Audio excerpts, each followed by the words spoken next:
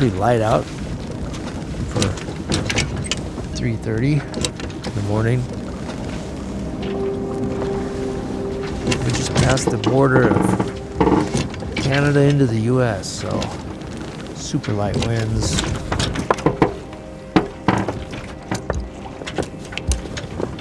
You making any headway? No. 1.5, but it's on and off. I've heard a lot of chatter about me and Zach, and they're like, oh, and they're paralyzed from the waist down. That would be awesome if we were just paralyzed from the waist down. We have very limited bodily function to work with.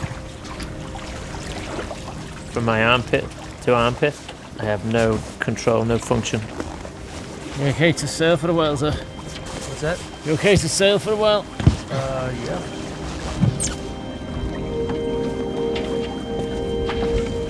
This is my church. Alaska, here we come.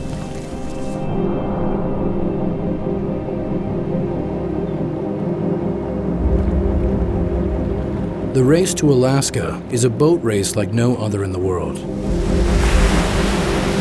The journey spans 750 miles from Washington State up the entire coastline of British Columbia to Ketchikan in southeastern Alaska. It's a grueling race where motors are not allowed. Boats must navigate a remote wilderness through frigid, unforgiving waters, narrow channels filled with logs and rip currents, open ocean, and mountainous swells. It can rain for days on end, and help is remote. If you get into trouble, the Coast Guard is at least a half day away. Outside support is strictly forbidden, and if a team member quits, they cannot be replaced. Last year we had 35 teams that were trying to get all the way to Ketchikan. Only 15 of those teams finished. The rest of them gave up when they just got tired of the misery, I think.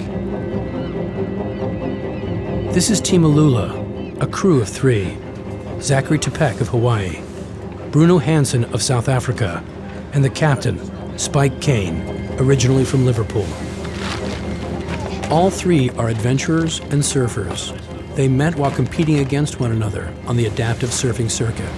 Are you clipped in, bro? Sometimes that competitive spirit lingers. Be decisive with your decisions. I did, I gave it. I'm a man of action, I get the fucking job done. All right, action man. But this team shares the same goal. They're the first all-paralyzed team to attempt the race to Alaska, and they want to be the first to finish it.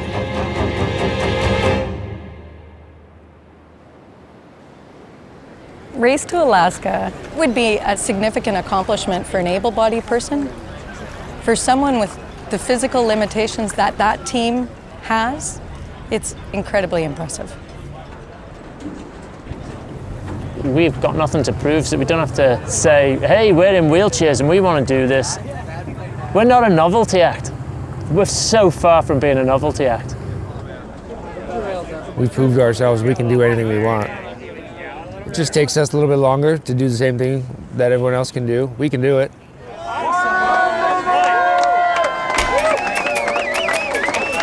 Being in the chair is a constant struggle every single day. I think that'll help greatly in this trip. Even if we are cold and wet and hungry, none of us will complain about it. We're just used to living a bit rough. 3, 2, 1,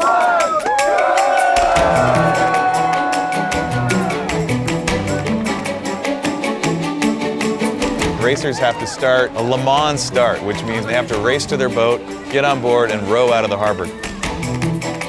We might all be completely mad what we're doing, completely stupid what we're going into, but you know, fortune favors the brave, so here we go. When people say I can't do this, can't do that, it kind of feels like I need to prove them wrong. Watch me do it. Watch me smile while I do it. Watch me crush it. Watch me master whatever you told me I can't do.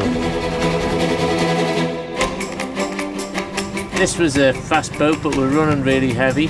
Because the 3 of us are disabled, we have to bring extra gear with us. Talk to me. Talk to me, baby. There we go. I know that we're a bit slower. We've got a conservative rig going. We didn't bring any big head sails. You push a boat, things are going to break. You've got to deal with them quickly. If we push this boat and things break, we're in trouble.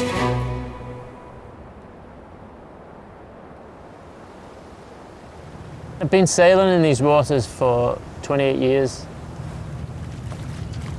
I was originally trained as a wooden boat builder. One of my dreams has always been to sail the Inside Passage all the way up to Alaska. Tell me when. As soon as I heard about the race, I immediately wanted to do it. Okay, you guys ready?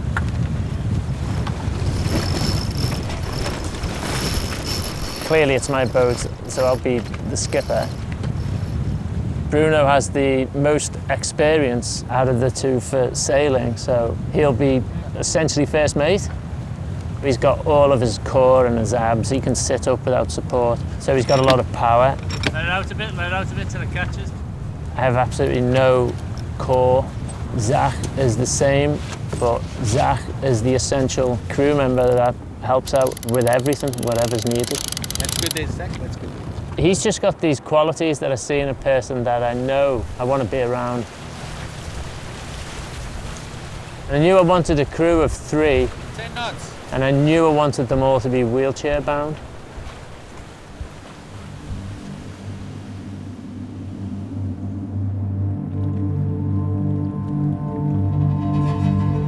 I was injured in 2005. I had my back broken 17 years ago. I was 16 years old, sophomore in high school. I was riding my motorbike downtown Seattle. A guy sitting at the red light drove right through his red light and hit me. In South Africa, I had a motor car roll over me, basically. That's what snapped my spine. I'm completely paralyzed from the waist down. Dove into a buddy's pool, fracturing C6. I lost everything from my neck down. I was the captain of a beautiful big yacht in Indonesia, surfing the best waves in the world, earning good money. You know, that was all just taken away overnight.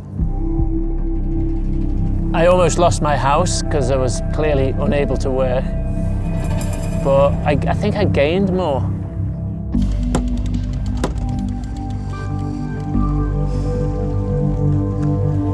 The thing that I'm really the most excited for is witnessing Zach and Bruno experience this for the first time. This is the most beautiful sailing terrain in the world, and it gets more stunning the further north you go.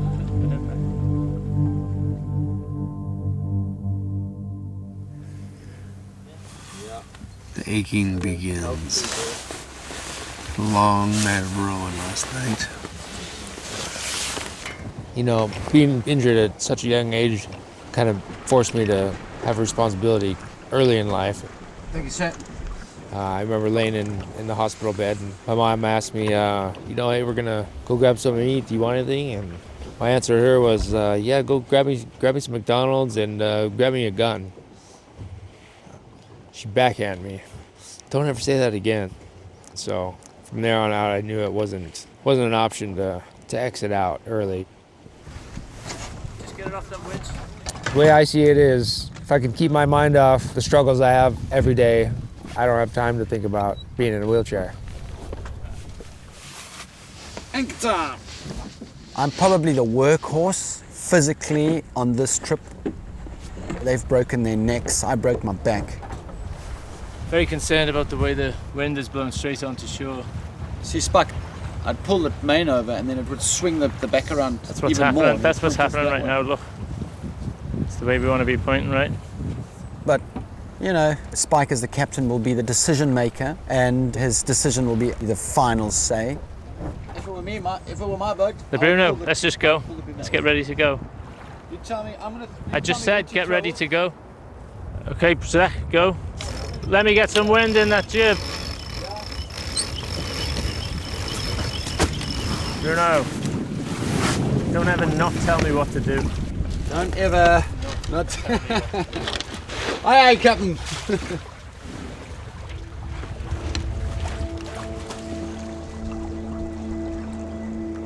Do you guys want to do some rowing? So the current is against us and it's just going to get stronger.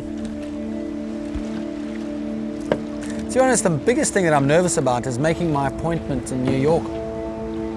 What I'm doing is raising money to buy a pair of exoskeleton bionic legs. It's the latest ones on the market. I have basically 12 days to finish this race. That's the plan then. Why didn't we go that way again? There's no wind. The wind dies out. Okay.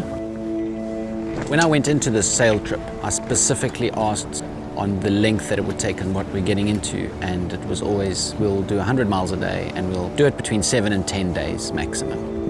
As the bird flies, we've done 26 miles from Victoria. I'm all right with that. Bruno doesn't seem to have fully come on board on this journey as a true member of the crew. He's always isolated himself from us, put himself in the back cabin, separated himself.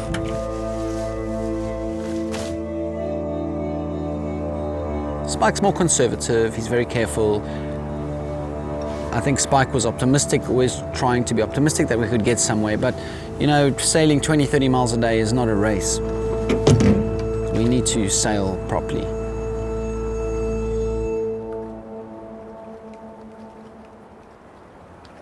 We can't safely navigate the boat without Bruno. Spike, I can't pull the anchor. I know he's got some commitments in New York, and that seems to be a bigger priority for him than this. How's that? But he did commit to the boat for a solid 2 weeks. Okay, cool, that's fine. You know, if Bruno decided to leave the boat, we're crippled in more ways than one.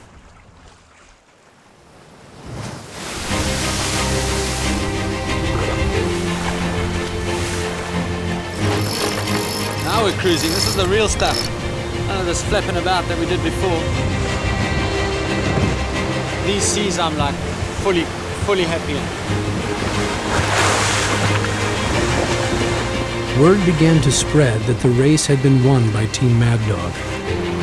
They finished in 3 days, 20 hours, and 13 minutes. Give me some abs. Okay, release a bit.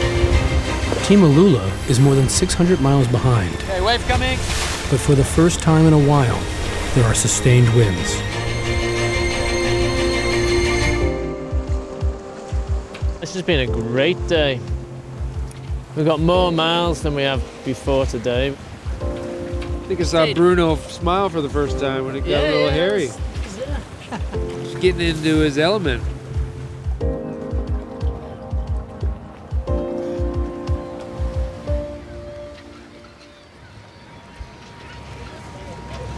So guys, Yep. we need to have a powwow. Oh no. You know, I have this thing in New York that I have to get to. This seems to be our last civilized spot before Port Hardy. So I'm at this point of, what do I do? My biggest thing is I want to go to Ketchikan, but I know that I'm not going to make it.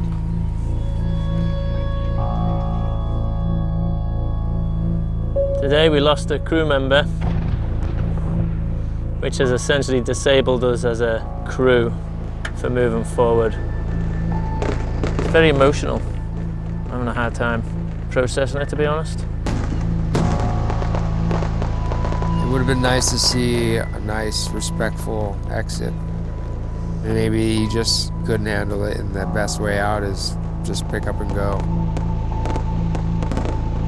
It just feels like we got a big smack in the face.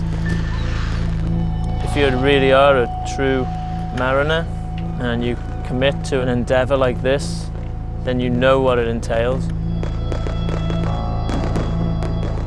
We are probably out of the race.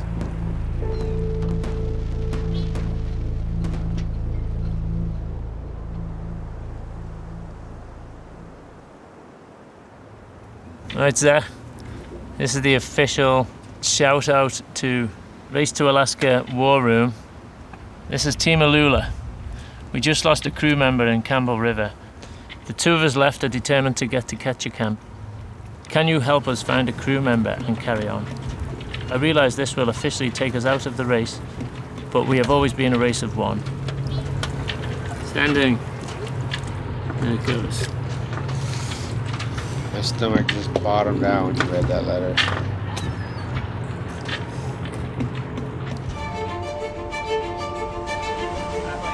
The community answered the call. Two sailors who had just finished the race volunteered to help complete the journey. The first was Morgan Tedrow, a computer engineer from Seattle. For me, and even like my crew, it was like, oh, they had the determination to keep going. So I just told Jake, you know, yep, I'm in. Gave me Spike's number, and I texted him and said I was game to go up there if he was. Fatigue is definitely beginning to kick in. Developed a pressure sore on my right butt cheek, and I had one on my ankle from dragging that around the boat. Morale is at an all-time low as usual. Hopefully it'll stay manageable till we get to Ketchikan. It was enlightening about whether they can maintain their health. I mean, it's a lot more work to get around that boat for them than it is for me. With Morgan, Team Alula sailed 250 miles in 4 days, more than doubling their distance from the first week.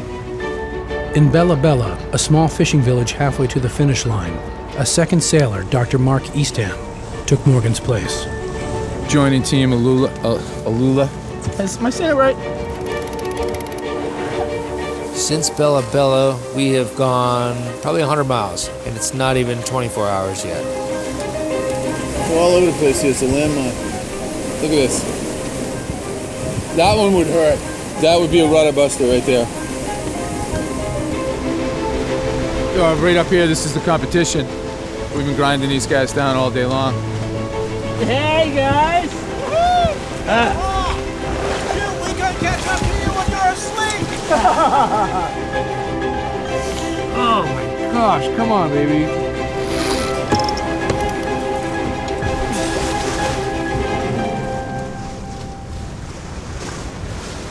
We're gonna push on all night long.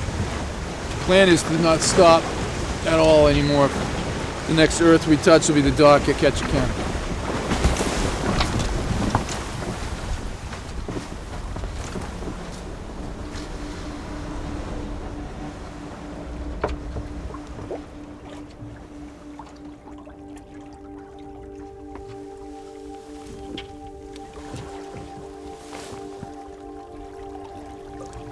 The way these guys are doing it, being paraplegic, is just amazing.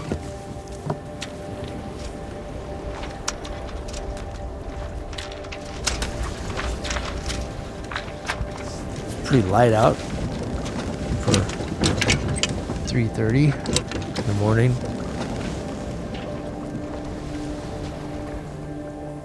This was pretty life-changing, I'll tell you that. I'd say easily ranked top 3 of adventures in my life. I've put my family through a lot of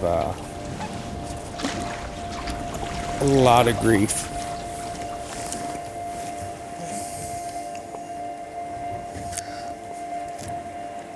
But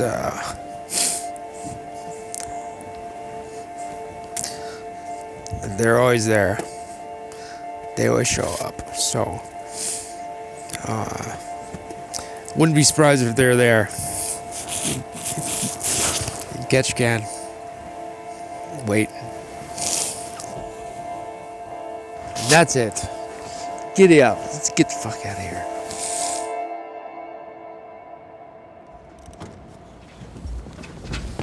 This is my church.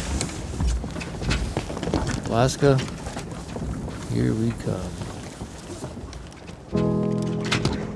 Look at that.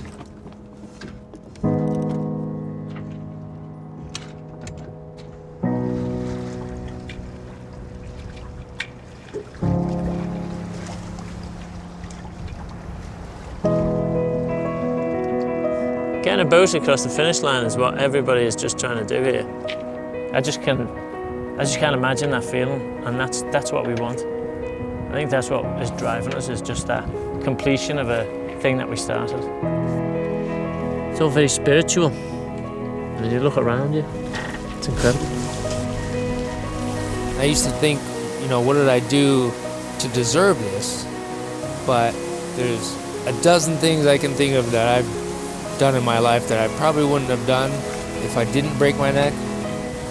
It's just a reminder that, hey, life is pretty precious, so make the most of it.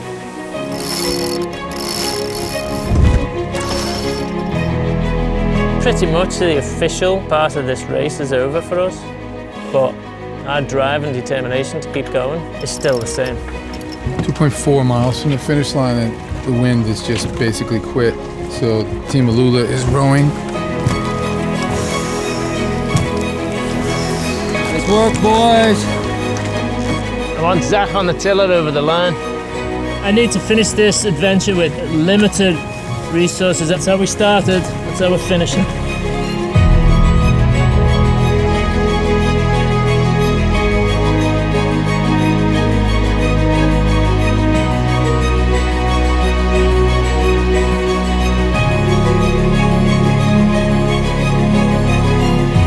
We're only ever going to be racing against ourselves. And our goal was to get from Victoria to Ketchikan. Proud of you, boys. You know when we go past that no wake sign, you cross the finish line. If we do that, we'll have won our race.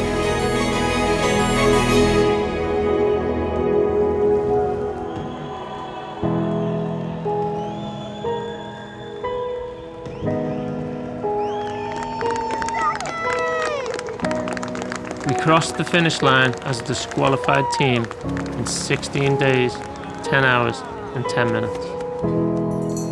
Out of 44 boats that started the race, we were the 21st to finish. We pushed through some challenging conditions, but you know, we deserve to be here.